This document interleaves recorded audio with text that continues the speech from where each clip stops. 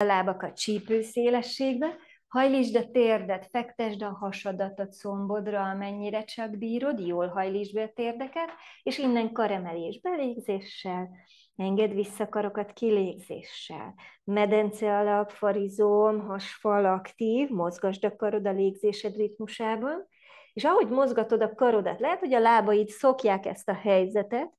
próbáld meg hasat és combot együtt tartva egy picikét mindig jobban nyújtani a lábat,